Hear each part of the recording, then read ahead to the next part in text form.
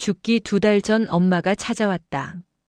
평생 맞고 살았다 이제 와서 미안하다고. 날 버린 집 다시 마주한 이유. 전화벨이 울렸다. 저녁 8시 하루 중 가장 조용한 시간이었다.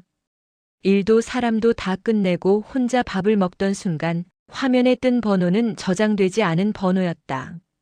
받지 않으려 했다. 이 나이가 되면 모르는 번호는 대부분 광고거나 받아봤자 마음만 흐트러진다. 그런데 이상하게도 손이 멈췄다. 가슴 한쪽이 이유 없이 서늘해졌다. 나는 잠시 숨을 고르고 전화를 받았다. 여보세요. 잠깐의 침묵.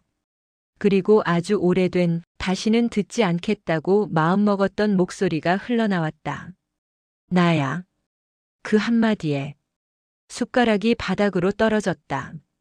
나야. 그 말 하나로 30년이 단숨에 무너졌다. 엄마야. 그녀는 스스로를 그렇게 불렀다. 엄마라는 단어를 입에 올릴 자격이 있는 사람처럼.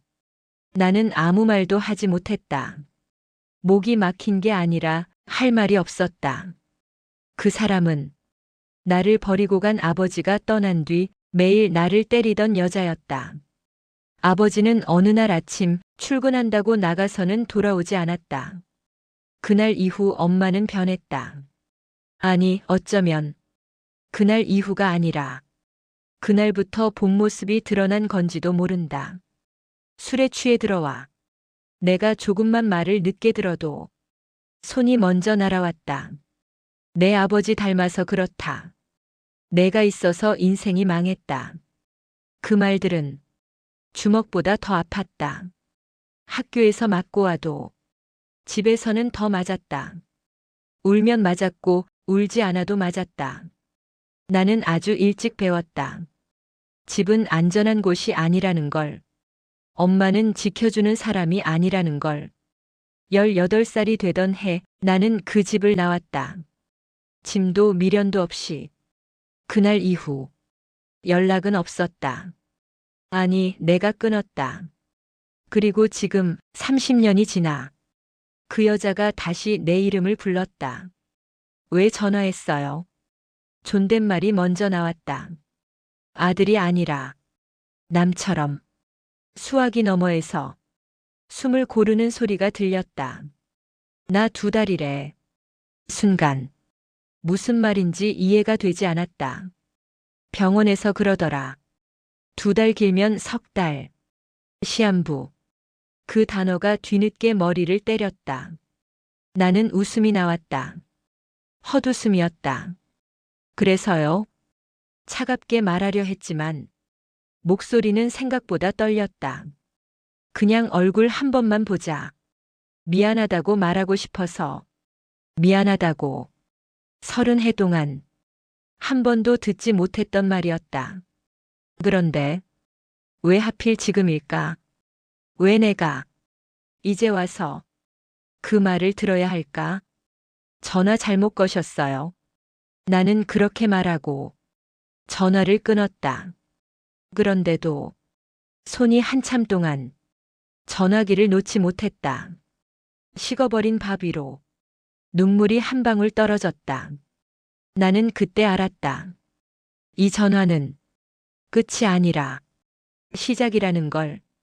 지워버렸다고 믿었던 과거가 다시 문을 두드리고 있다는 걸. 그리고 그 문을 열지 않으면 앞으로도 나는 이 자리에서 한 발도 나가지 못할 거라는 걸. 전화를 끊고도 나는 한참을 그 자리에 앉아 있었다. 집은 조용했지만 머릿속은 시끄러웠다. 2달. 그 말이 귀에서 떨어지지 않았다. 마치 누군가 못을 박아놓은 것처럼. 며칠 동안 모르는 번호로 전화가 계속 왔다. 받지 않았다. 받지 않으면 사라질 거라 생각했다. 하지만 과거는 그렇게 쉽게 포기하지 않았다. 퇴근길 아파트 입구에서 그녀를 처음 봤다. 예전보다 많이 작아진 몸, 허리가 굽어 사람들 사이에서 눈에 잘 띄지도 않았다. 그래도 나는 단번에 알아봤다. 잊고 싶어도 몸이 먼저 기억했다. 엄마였다. 현민아. 그녀가 내 이름을 불렀다. 그 순간 심장이 내려앉았다. 사람들 앞에서 그 이름을 부르지 말았어야 했다. 왜 여기까지 왔어요? 나는 멈추지 않고 말했다. 발걸음도 목소리도 주소 예전에 내가 말해준 거 기억나서. 그 말에 분노가 올라왔다. 기억하지 말아야 할 것만 참 잘도 기억하는 사람이었다. 갈 데가 없어서 오늘 병원 다녀오는 길이야. 그녀의 손에는 얇은 서류 봉투가 들려 있었다. 병원 이름이 적혀 있었다. 나는 고개를 돌렸다. 보지 않으려 했다. 보는 순간 무너질 것 같았다. 미안하다. 그녀가 다시 말했다. 이번에는 아주 작은 목소리로 너한테 한 거 다 잘못한 거 알아. 그 말이 위로가 되지는 않았다. 너무 늦었다. 지금 와서 그런 말하면 다 없어져요? 나는 차갑게 물었다. 그녀는 고개를 저었다. 아니, 없어지지 않는 거 알아. 그 침착함이 오히려 더 화가 났다. 그럼 왜 왔어요? 잠시 침묵. 그리고 그녀는 말했다. 용서받으려고 온 거 아니야. 그냥 사과는 해야 할 것 같아서. 그녀의 눈이 처음으로 흔들렸다. 나는 웃었다. 이번에도 웃음 같지 않은 웃음이었다. 사과는요, 받는 사람이 준비돼 있어야 하는 거예요. 그녀는 아무 말도 하지 못했다. 그저 고개를 숙였다. 그날 밤 나는 잠을 자지 못했다. 눈을 감으면 과거의 장면들이 멋대로 흘러나왔다. 부엌에서 날아오던 국자, 문 뒤에서 들리던 욕설, 울음을 참느라 입술을 깨물던 어린 나. 그런데 그 기억들 사이로 오늘 본 그녀의 얼굴이 끼어들었다. 손이 떨리던 모습, 기침을 참으며 등을 돌리던 모습. 아침이 되었을 때 나는 이미 알고 있었다. 도망치듯 피해도 이 이야기는 끝나지 않는다는 걸. 며칠 뒤 그녀에게서 문자가 왔다. 병원 다시 가야 해. 같이 안 가도 돼. 그냥 연락만 되는 사람이 있으면 좋겠어. 한참을 문자를 들여다보다가 나는 짧게 답장을 보냈다. 몇 시예요? 보내고 나서 한숨이 나왔다. 이건 용서도 아니고 화해는 더더욱 아니었다. 그저 문을 아주 조금 연 것뿐이었다. 그리고 나는 그 문틈 사이로 내가 얼마나 오래 분노에 묶여 있었는지를 처음으로 보게 되었다. 병원 로비는 늘 그랬다. 밝은 조명인데도 사람들의 얼굴은 하나같이 어두웠다. 나는 접수대 앞에 서 있는 그녀를 조금 떨어진 곳에서 바라보고 있었다. 말을 걸기도 옆에 서기도 애매한 거리였다. 왔구나. 그녀가 먼저 말했다. 반갑다는 말은 하지 않았다. 그게 서로에게 더 솔직했다. 진료실 앞 의자에 나란히 앉았지만 팔은 닿지 않았다. 닿지 않으려고 서로 더 몸을 움츠렸다. 의사가 나와 차트를 넘기며 설명을 시작했다. 나는 고개를 끄덕였지만 절반도 듣지 못했다. 2달. 그 말만 머릿속에서 계속 맴돌았다. 진료가 끝나고 병원을 나오는 길 그녀는 숨을 고르느라 몇 번이나 멈춰 섰다. 괜찮아요? 나도 모르게 그 말이 먼저 나왔다. 그녀는 놀란 얼굴로 나를 바라보다가 조용히 웃었다. 내가 그런 말 해주니까 이상하다. 그 말이 왜 그렇게 가슴에 걸렸는지 나도 알 수 없었다. 병원 앞 작은 공원에 잠시 앉았다.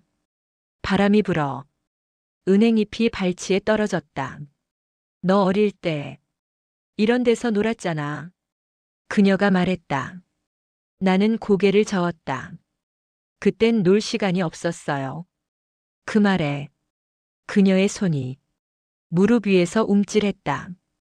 잠시 침묵. 그리고 그녀가 입을 열었다. 나도 무서웠어. 맞고 사는 것도 버려지는 것도. 나는 아무 말도 하지 않았다. 이해하고 싶지 않았고 이해해주고 싶지도 않았다. 그래도 너한테 그럴 이유는 없었지. 그녀는 내 눈을 보지 않고 말했다. 하루라도 안 때리면 내가 무너질 것 같았어. 그 고백은 변명 같지 않았다. 그래서 더 아팠다. 집으로 돌아오는 길 나는 그녀를 버스 정류장까지 데려다 주었다. 오늘 고마웠다. 그녀가 말했다. 나는 고개만 끄덕였다. 고맙다는 말을 받아줄 준비는 아직 되지 않았다. 집에 와서도 그녀의 말들이 머릿속을 떠나지 않았다. 그날 밤 나는 처음으로 과거를 미워하지 않고 그냥 바라보려 애썼다. 상처는 없어지지 않았다. 하지만 덮어두기만 했던 기억에 이름을 붙이기 시작했다.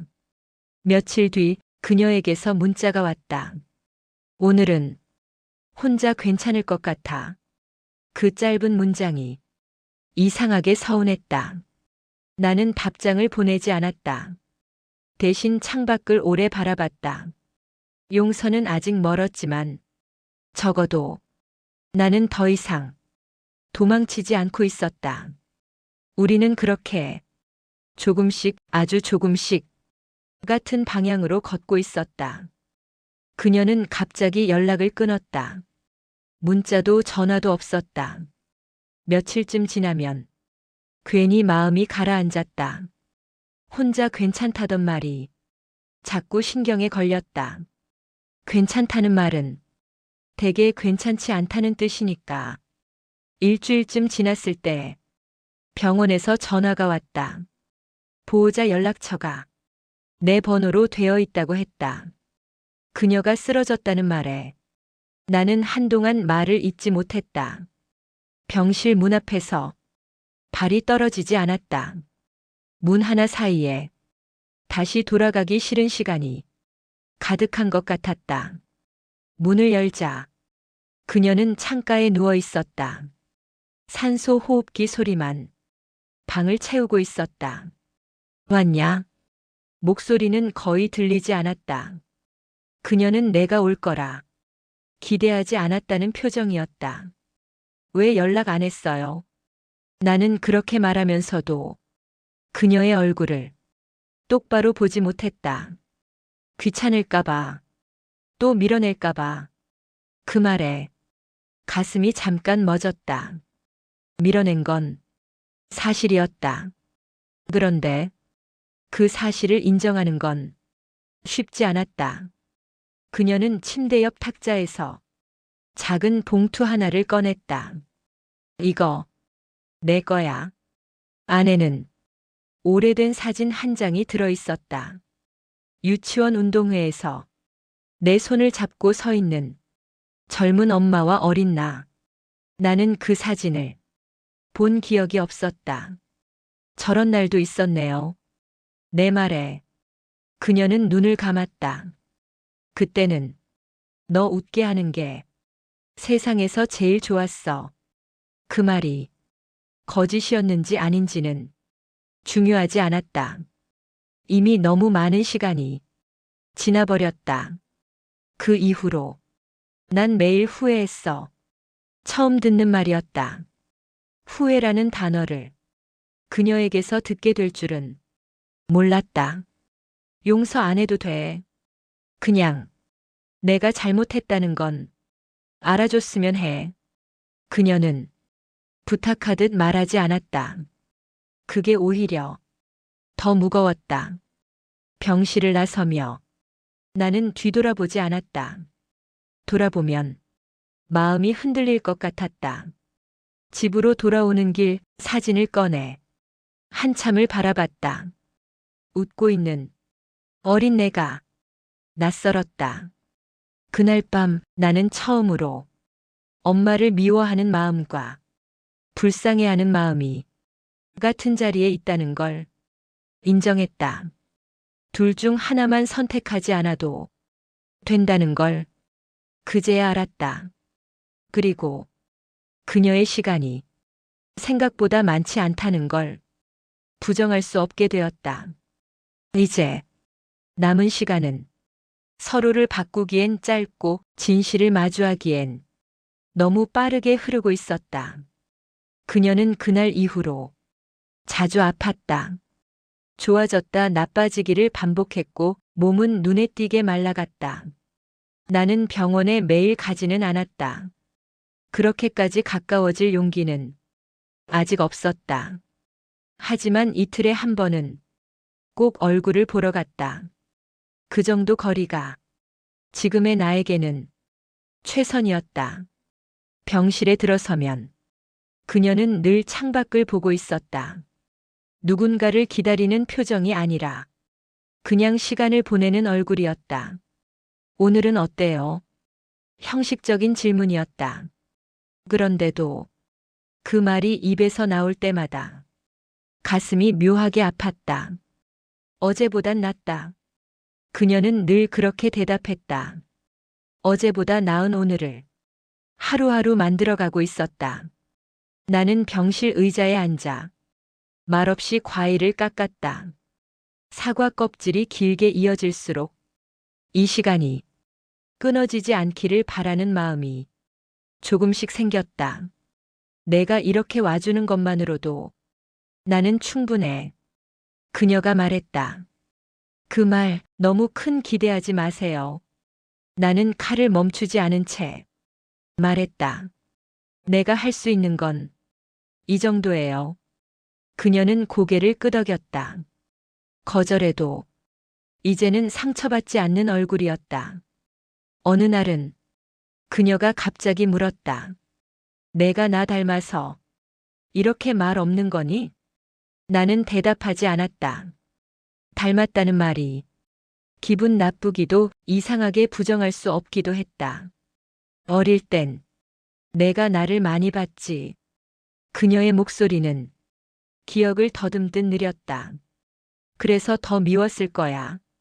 나는 손에 쥔 사과를 탁자 위에 내려놓았다. 미웠죠. 많이. 그녀는 놀라지 않았다. 그럴 자격이 없다는 걸 이미 알고 있는 사람처럼 조용히 고개를 끄덕였다. 그래도 미워할 힘이 남아있다는 건 내가 아직 살아있다는 증거야. 그 말은 위로도 조언도 아니었다. 그냥 자신을 정리하는 사람의 말 같았다. 집에 돌아오는 길 나는 문득 이 시간이 끝난 뒤를 생각했다. 그녀가 사라진 뒤의 살. 아무 일도 없었던 것처럼 다시 혼자가 되는 일상. 이상하게도 그 상상이 두렵게 느껴졌다. 며칠 후 의사는 나를 따로 불렀다. 마음의 준비를 하셔야 할 것 같습니다. 그 말은 이미 알고 있던 사실을 다시 확인시켜주는 말이었다. 병실로 돌아왔을 때 그녀는 자고 있었다. 숨이 고르고 얼굴은 평온했다. 나는 그 얼굴을 오래 바라봤다.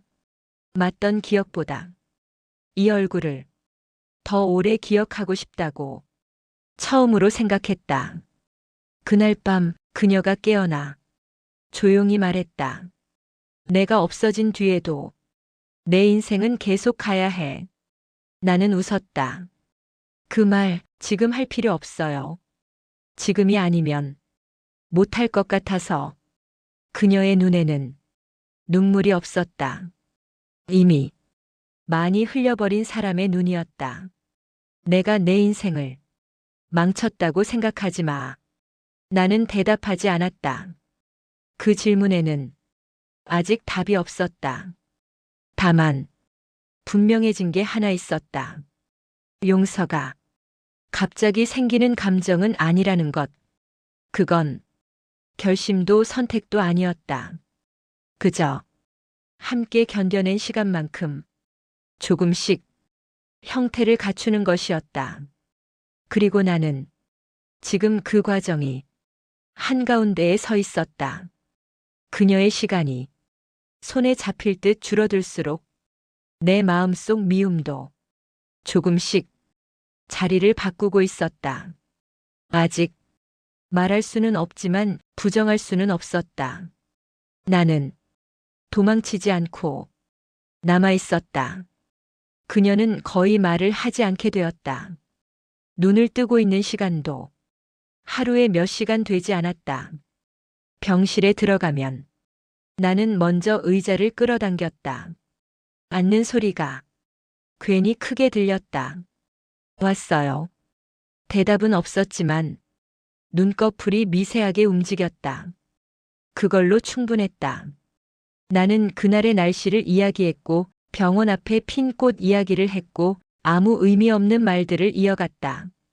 말을 건네는 이유는 대답을 바라서가 아니었다.